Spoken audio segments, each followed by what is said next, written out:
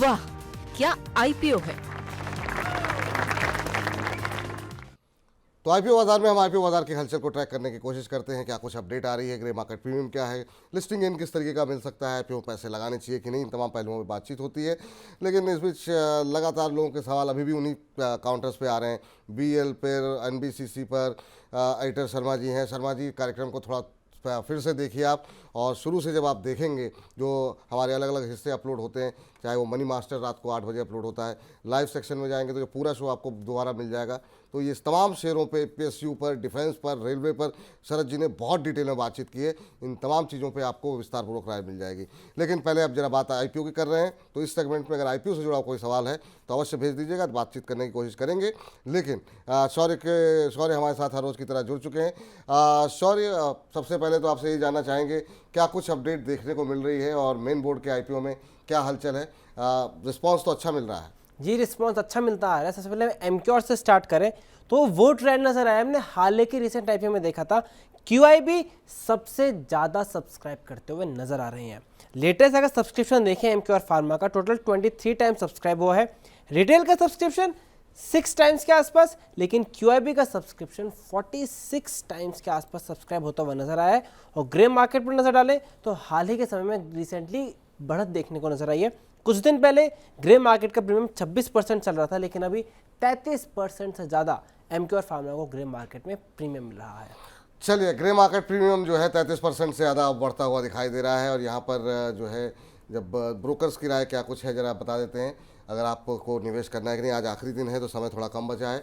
और आनंद राठी कह रहे हैं कि लंबी अवधि के लिए सब्सक्राइब कीजिए। अरिहंत कैपिटल कह रहा है सब्सक्राइब कीजिए। रिलायंस सिक्योरिटीज़ कह रहा है सब्सक्राइब कीजिए। निर्मल सिक्योरिटीज़ कह रहे हैं सब्सक्राइब करने की सलाह है। हमारे यहाँ जो एक्सपर्ट अब तक आ चुके हैं उनमें अरुण केजरीवाल जी का कहना था कि सब्सक्राइब करके चल सकते हैं, लेकिन लंबी अवधि में का नज़रिया रखना कोशिश करें तो ज़्यादा बेहतर है।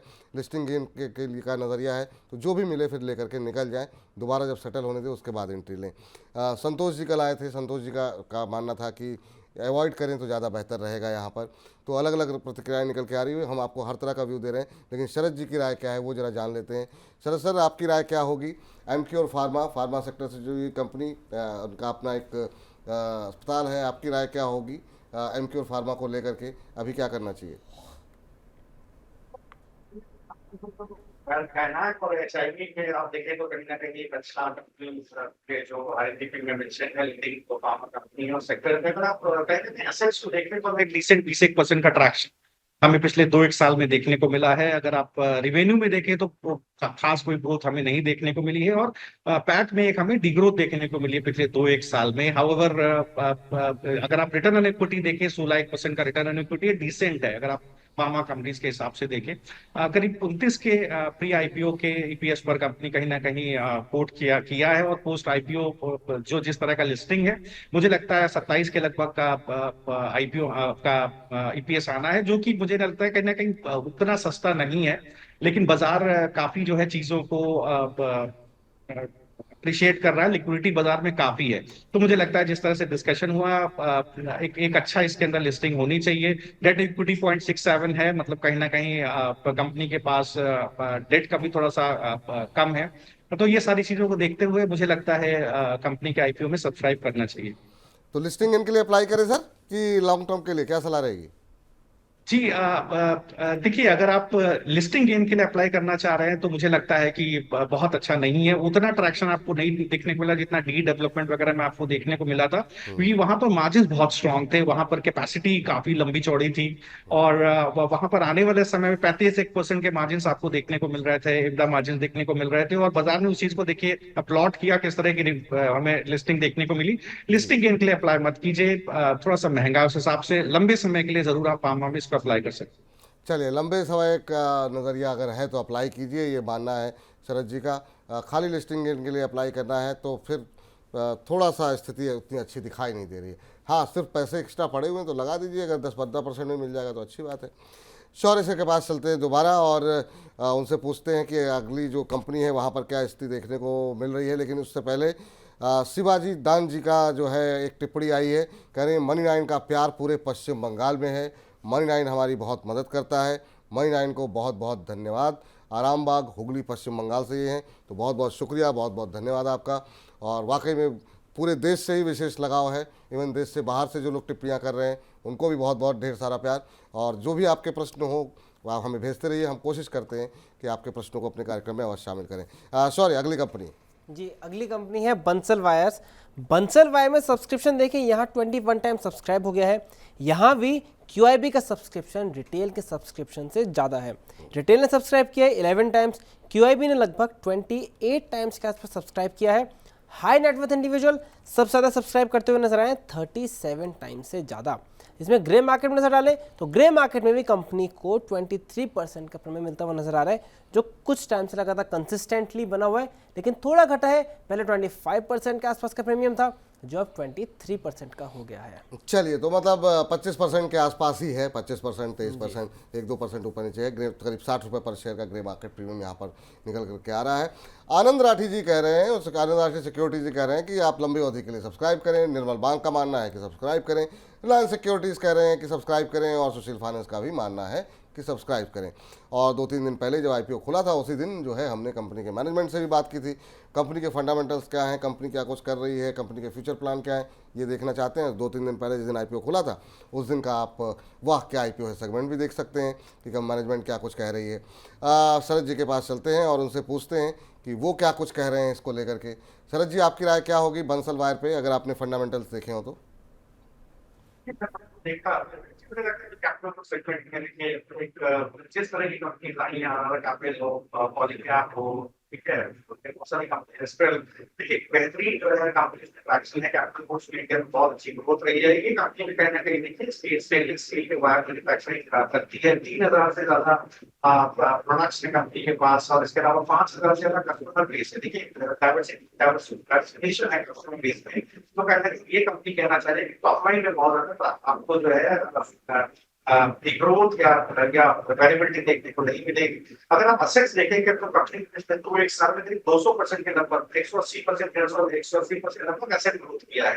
तो कैपिटल एक्सपेंडिचर कंपनी का अच्छा है, रेवेन्यू ग्रोथ भी डिसेंट है, कहीं ना कहीं मॉडरेटेड है, और वो कैपिटल में रहती है मॉडरेटेड ग्रोथ 10-15% की ग्रोथ है पिछले 2-1 साल में। मुझे लगता है बिल्कुल एक 30% का रिटर्न ऑन इक्विटी, 18% का रिटर्न ऑन कैपिटल एम्प्लॉयड ठीक ठाक है। लेकिन कहीं ना कहीं एक चीज बहुत कंसर्निंग है, वो है डेट टू इक्विटी। आप देखें 1.48 का डेट टू इक्विटी है, तो कहीं ना कहीं डेट कंपनी के ऊपर है, और ये डेट कहीं ना कहीं कैपिटल एक्सपेंडिचर की वजह से जो कहीं ना कहीं इसी डेट को रिड्यूस करने के लिए कंपनी बेसिकली एक IPO लेकर के आई है। तो प्राइस ग्रुप में जो डिसेंट है, 7 का प्राइस ग्रुप वैल्यूएशन का PPS है, तो मुझे लगता है लिस्टिंग के लिए नहीं, लेकिन लॉन्ग टर्म पर्सपेक्टिव से कंपनी ने इन्वेस्टमेंट किया था।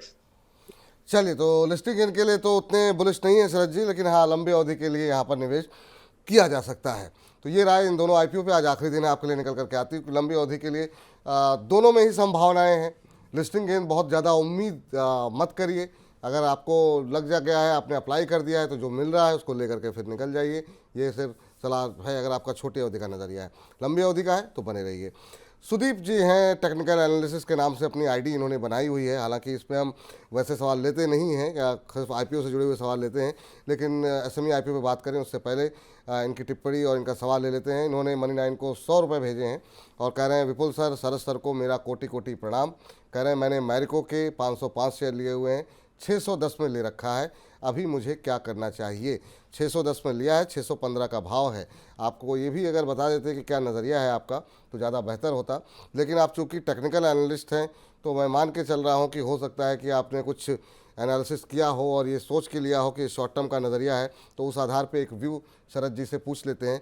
शरद सर, आपकी राय मैरिको को लेकर के? 610 पे लिया है, 617 हो गया है, तो 7 रुपये बन रहे हैं इनके। मुझे लगता है होल्ड करना चाहिए। देखिए जितने भी कहीं ना कहीं मतलब चीनी प्रोडक्ट बनाने वाली कंपनियां हैं उसमें ट्रैक्शन बना हुआ है, लेकिन ओवरऑल कंडेंसर बढ़ते हुए दिखाई दिया है, और BHP स्टॉक के अंदर 584 के आसपास है। और अब देखिए पॉजिटिव करेक्ट ऑर्डर स्टॉक के अंदर बना हुआ है, बड़ा के आसपास देखने को मिला। वो ये वही समय जब कहीं ना कहीं डाबर ने चलना शुरू किया, दूसरा स्टॉक करना शुरू किया। मुझे याद पड़ता है डाबर का भी रिकमेंडेशन आपके नेगोशिएशन में दिया था सर। तो 584 पर बेस है, बिल्कुल बने रहिए सर। पोजिशनली करीब इसके अंदर 640 पहला टारगेट और 740 तक के टारगेट आ सकते हैं। बिल्कुल सर, इसमें बिल्कुल बने रहना चाहिए। चलिए 640 740 तक के टारगेट निकल के आ सकते हैं। तो सुदीप जी, ये जो आपने जो भी एनालिसिस करके चुना है शेयर, अच्छा चुना है, ये राय आपके लिए निकल करके आती है। चलिए फटाफट एसएमई आईपीओ का रुख करते हैं। शौर्य बताइए।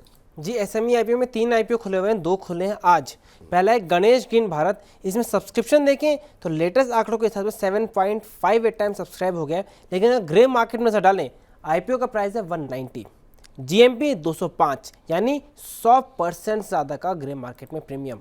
दूसरी कंपनी देख लेते हैं। दूसरी कंपनी है एफावर इंफ्रा एंड रिसर्च। एफावर इंफ्रा रिसर्च की बात करें, वो पहले ही दिन 9.58 टाइम्स बढ़ चुका है और यहाँ पर भी 82 रुपीज़ के प्राइस पर 90 रुपीज़ का ग्रे मार्केट में प्रीमियम मिल रहा है, यानी 110% का प्रीमियम।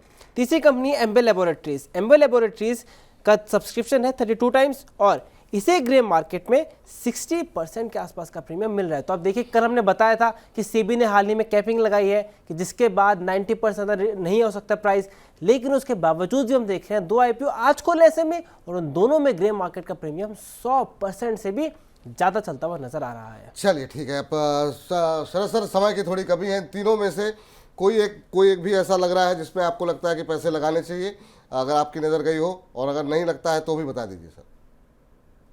एक बार टीम में से एक सिलेक्ट करूंगा, मुझे लगता है एम्बे लेबोरेटरी मैं बता के कहीं ना कहीं तीनों में से एक को सिलेक्ट करूंगा, क्योंकि आपने एक ही पूछा है। तो देखिए सर, इसके अंदर क्या है, मैन्युफैक्चरर है एग्रोकेमिकल प्रोडक्ट्स का क्रॉप प्रोटेक्शन के लिए, और अगर आप देखें तो बहुत अच्छा ट्रैक्शन है। अगर आप देखें तो 25% का टोटल ट्रैक्शन है पिछले 4 साल में। और अदरवाइज भी देखें तो काफी बहुत अच्छी ऑर्डर बुक है पर कॉर्पोरेट से एरोमेटिक रसायन, जेरा जिंदल, कॉर्पोरेटर वगैरह से अच्छी ऑर्डर बुक रहती है कंपनी के पास। रिटर्न ऑन कैपिटल 20% का है, डेट इक्विटी 0.58 है, मतलब काफी आगे ग्रोथ के चांसेस है। मार्जिन 6% के मार्जिन से 2.48 इसमें कंपनी का कहना है कि आप भी आईपीओ लेवल पर कर रही है ट्रेड। तो मुझे लगता है पेट के लेवल पर बनी हुई है, तो मुझे लगता है सर बिल्कुल इसके अंदर जरूर इन्वेस्टमेंट करना चाहिए। इन्वेस्टमेंट करेंगे सर, देखिए हम प्री लिस्टिंग गेन के हिसाब से बात नहीं करेंगे। ग्रे मार्केट प्रीमियम देखिए अभी डिस्कस हुआ है आपके साथ, लेकिन ये एक ऐसा पर्टिकुलर स्टॉक है जिसमें मुझे लगता है कि अगर आप आईपीओ लेवल पर लेंगे तो फिर आने वाले समय में आपको अच्छे प्राइसेस में देख लेंगे। सर आपकी आवाज़ बीच में गायब हो गई थी, तो अगर आप फिर से कंपनी का नाम खाली मेंशन कर दें तो फिर ज़्यादा मेहरबानी होगी। जी जी जी जी एम्बे लेबोरेटरीज की बात हो रही है।